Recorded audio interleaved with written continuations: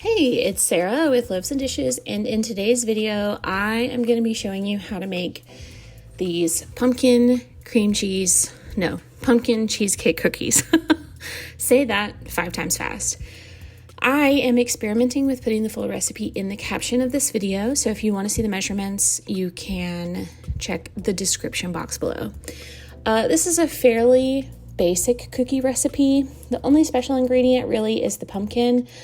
And it's not like a super special ingredient. You can find it at just about any grocery store. It just might not be something that you keep in your pantry all the time.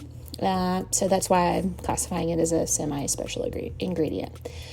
I melted some butter. I'm using dark brown sugar. You could use light brown sugar, but it won't give the cookies like the same kind of like caramelly richness, which I really like. So if you only have light brown sugar, that will work just fine. But I prefer dark brown sugar.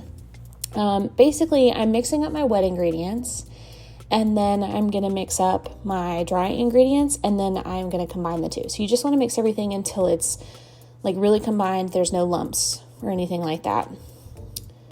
And then for the flour, I'm just using all-purpose flour, and it's not very often that I get fancy with my flour and like use fancy flours or sift it or anything like that. You can if you want. I just felt like that's an extra step, and I feel as though it is unnecessary for cookies, but it's up to you. If you feel like you want to sift the flour, you are welcome to do so. And then I added some baking soda and baking powder. We want extra fluff for these cookies, and I added some pumpkin pie spice. So now I'm adding my wet ingredients to my dry. You could do this in batches if you wanted to. The typical rule is when you're adding wet to dry is you add in 3 batches. I don't care to do all of that either. It's easier for this to just dump it and mix it. Like that's, for some cakes and things you want to do where you add in 3 batches and you like finish with the dry or whatever. I don't know.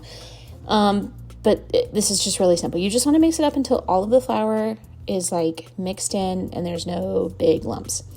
Now I am taking this scooper. This is about a 2-ounce scooper.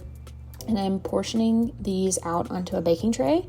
And then this is really important. And I often skip this step with cookies, but it's very important.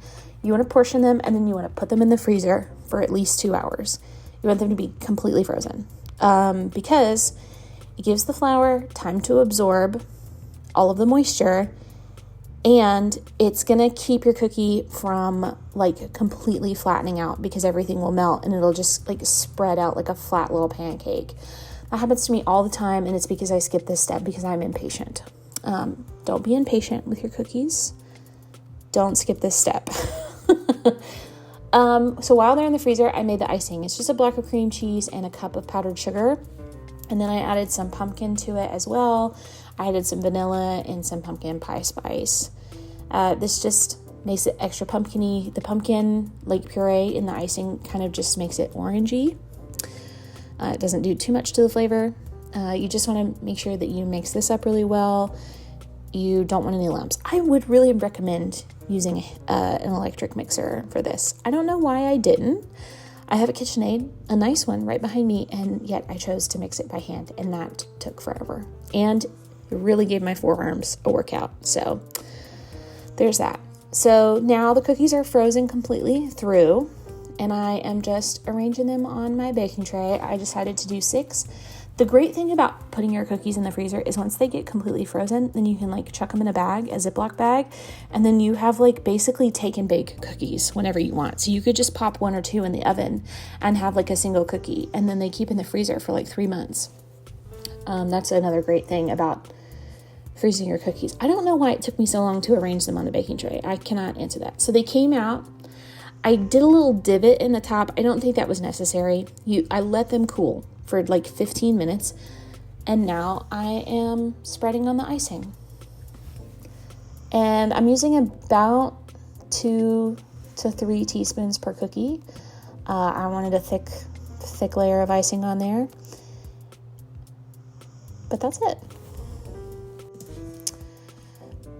But yeah, these cookies are perfect for fall, and if you want to see more recipes, be sure to check out Loaves and Dishes, and thanks for watching. Bye!